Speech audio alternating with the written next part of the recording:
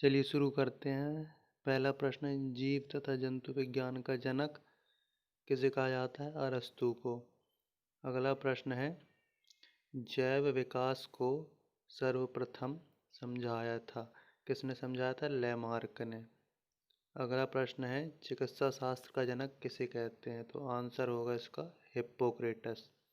Next प्रश्न है, वनस्पति विज्ञान का जनक किसे कहा जाता है? थियोफ्रेस्टस। अगला प्रश्न है, रसायन विज्ञान का जनक किसे कहते हैं? तो आंसर है लेवोसियर को। अगला प्रश्न है, जीव विज्ञान शब्द का प्रयोग सर्वप्रथम किसने किया था? तो जीव विज्ञान का सबसे पहले प्रयोग लैमार्क, जो कि फ्रांस के रहने वाले थे, और ट्रेवियनस, जो कि जर्मनी के रहने वाले थे। अगला प्रश्न है, मानव का विकास इतिहास परंपराओं से संबंधित विषय कहलाता है?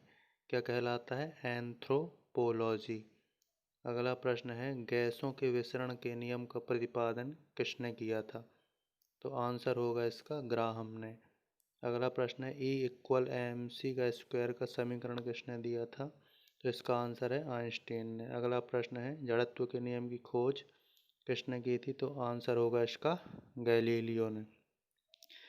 अगला प्रश्न है, गुरुत्वाकर्षण के नियम के प्रतिपादक कौन थे?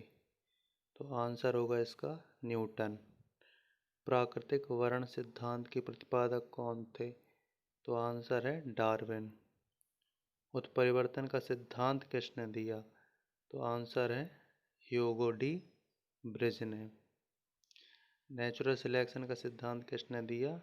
डार्विन ने। विकास के सिद्धांत के प्रतिपादक थे, इसका भी डार्विन ही है। नेक्स्ट है, आनुवांशिकी के जनक हैं? तो आनुवांशिकी के जनक हैं जॉन मेंडलीफ। अगला प्रश्न है, आनुवांशिकी उत्परिवर्तन होता है? तो यह आनुवांशिकी उत्परिवर्तन क्रोमोसोम में होता है।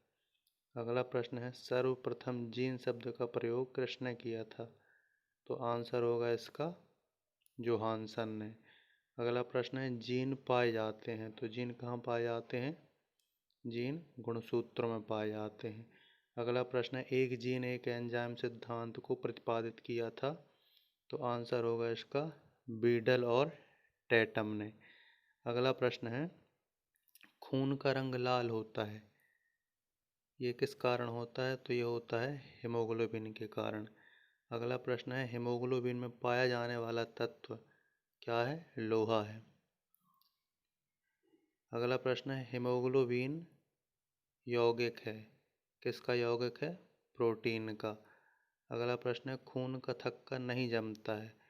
आंसर होगा हेमोफीलिया रोग में खून का थक्का नहीं जमता। अगला प्रश्न, शरीर के अंदर रक्त को जमने से रोकता है? तो आंसर होगा हेपेरिन नामक प्रोटीन। धन्यवाद दोस्तों। यदि आपको ये क्लास पसंद हो तो प्लीज़ चैनल को सब्सक्राइब जरूर।